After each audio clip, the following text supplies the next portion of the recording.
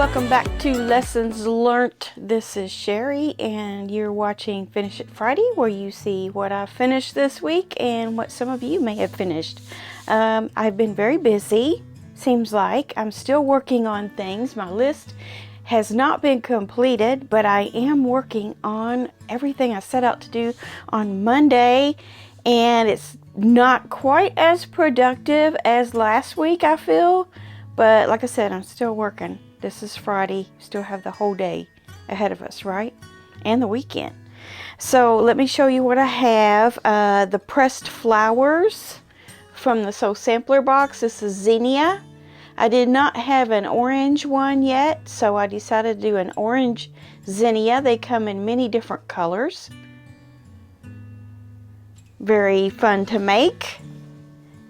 And then I also did Pat Sloan's Block Wednesday, which was, well, it's the Autumn Wonders block a week. And this one is called Fall, I've already forgotten. I never can remember. Fall Games or something like that. I don't know. Fall Fun? I don't know. Anyway, it's a simple churn dash. And I opted to put something in the middle that accented the other two fabrics instead of making it just two colors. So I got that finished. Very, very easy. I had the Wednesday video of the tote, and I just wanted to show you that I think I would make the straps about another 4 inches total. Like add another 2 inches on each side. They're 22 in the pattern, but just a little bit more give there I think would be the right size for an average adult. You can certainly make them as long as you want, but yes, I did veer way away from the pattern by putting a lining and some interfacing in it, and I also did my handles on the outside just for fun instead of the inside. And what else did I do different? I actually ended up making it a different size. It's about 13 by 16 and it was supposed to be 14 by 14, so something about me adding those strips around those panels made it a whole different size. So same but different. So if you're interested in a simple tote bag with all the seams finished on the inside, go to see Wednesday's video of this week, and that's a full tutorial on how I made this bag. Someone mentioned too, you could also put a pocket on the inside. Just do that before you stitch it all up, and yeah, turned out pretty good. And then, oh, this behind me, I have the Birdwatching quilt finished. I will take this out and hang it outside so you can see the full thing. And those of you who donated fabric for the birds, thank you very much, and pay attention to that last clip so you can see if your fabric made it in there. Unfortunately, I had 2 fabrics that did not, and then I made 3 extra blocks. I think I showed you that I ran out of this aqua here, so I was thinking I would have enough for 4 and I would just add a row. That didn't happen. I didn't have quite enough of this to do that, but I do have those 3 blocks somewhere, and yeah, I would show those, but I don't have them out here. Yeah, I'll save those for another project. So thank you very much. Appreciate that. The horse panel quilt, I haven't touched it. I did get my fabric in that I needed, so that will definitely be a this weekend project. Very possible that I could get the top done this weekend. I just need to make another star and add some borders. So that's coming right along. I did do some scrap quilting. I keep a scrap bin of strips, just strips. They're anywhere close to either side of 1 inch wide, and then however long. They could be short, they could be long. And I decided this time to make 5-inch ones. So you just take your scraps and sew them together no matter what size they are, and then trim them down to 5 inches. My plan with these 5-inch ones, because I usually use adding machine tape and it's about 3. So these ones I'm going to use with a plain charm pack and make a scrap quilt. And then you all probably remember my huge piece that I did last year. I was aiming to add to this and then cut it in 9-inch blocks and make a quilt. But this is very time consuming the way you do this. It's just very time consuming. So I'm going to stick with strips for now. And maybe make a few more 5-inch strips so that I can cut them in 5-inch squares. And then I'll have me a charm pack quilt here pretty soon, possibly.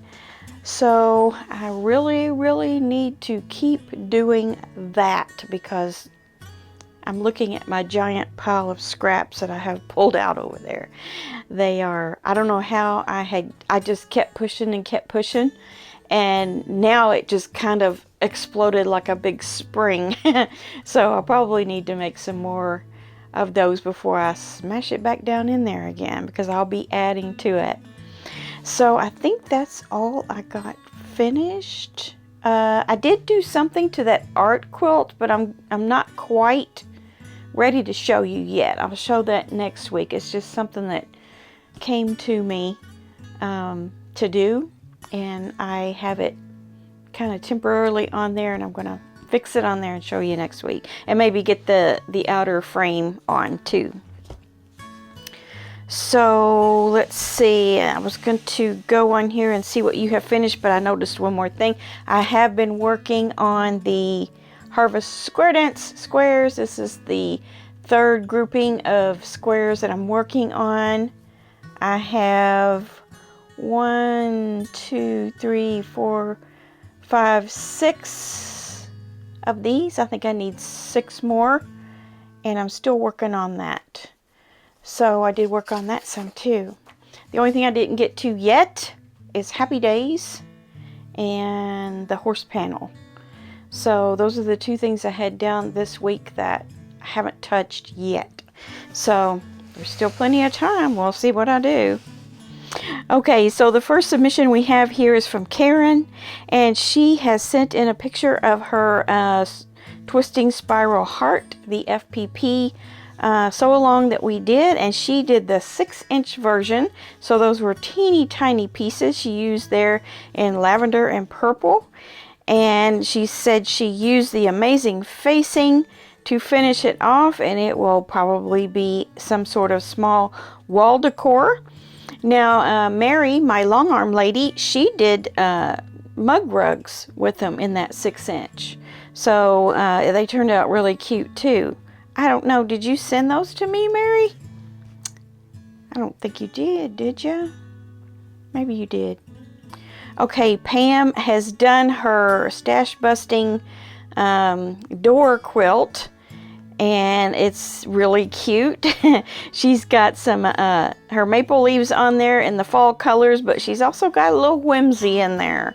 There's some bananas and some spiders, and I don't know, I think I see part of a chicken or something on there.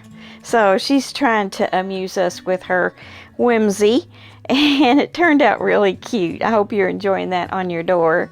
Kayleen, she says, I finished this top recently. It's a free pattern from SewCanShe.com called Fat Quarter Fancy Star.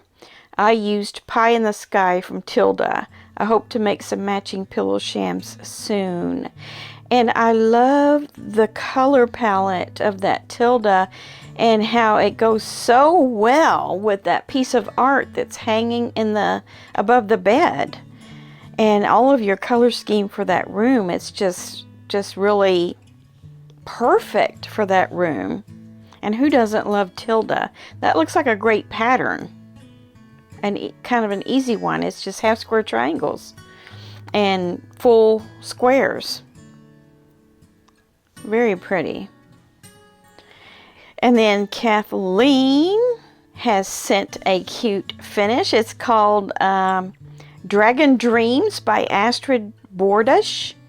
And she says when she saw this pattern, she just had to make it. So this is so cute. That's a sleeping dragon, but look at what's on the top of his tail. A crow.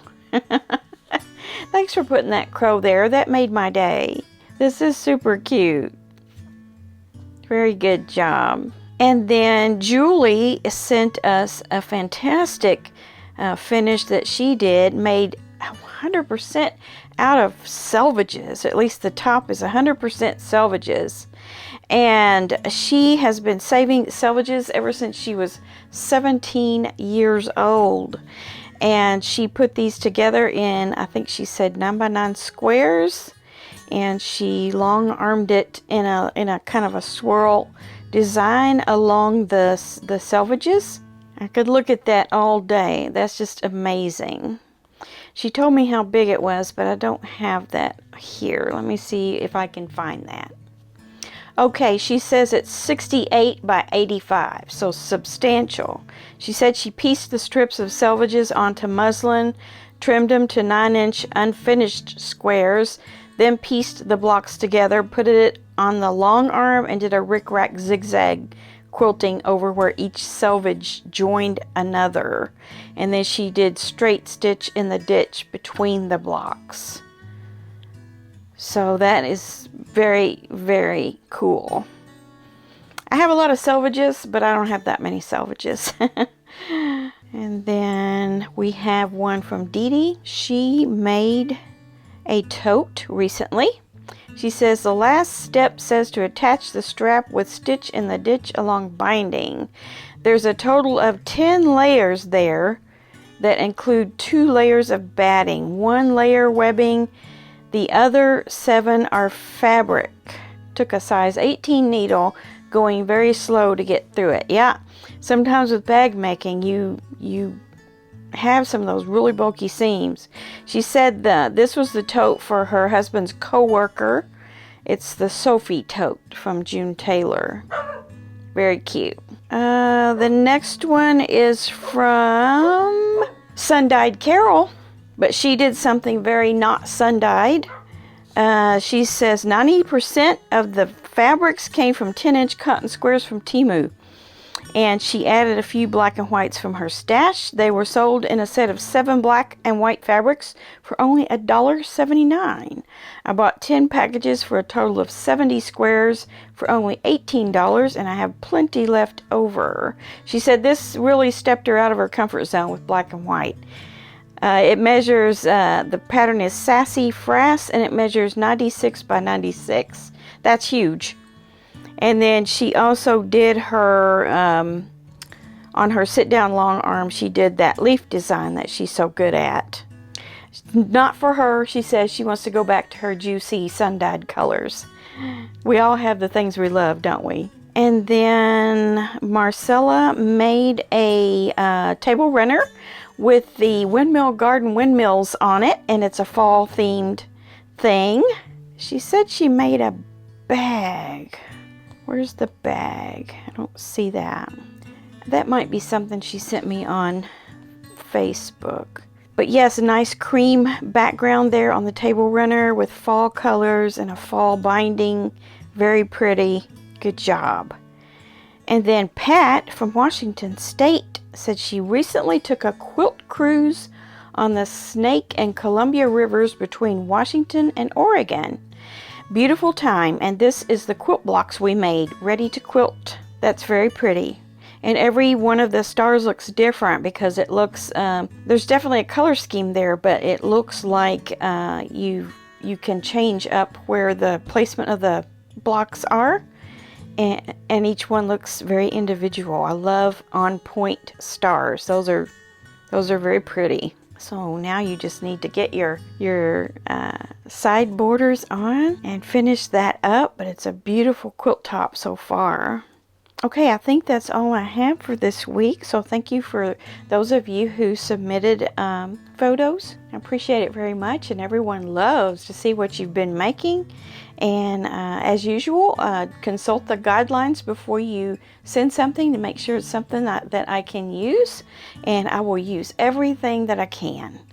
All right, so that is it for this week. Have a great weekend. Sew a little something if you can, a little bit each day possibly, and we will be back here on Monday for Monday Quilt Chat, and then I'll have another mystery video for Wednesday. All right, have a great one, and we'll see you soon. Bye.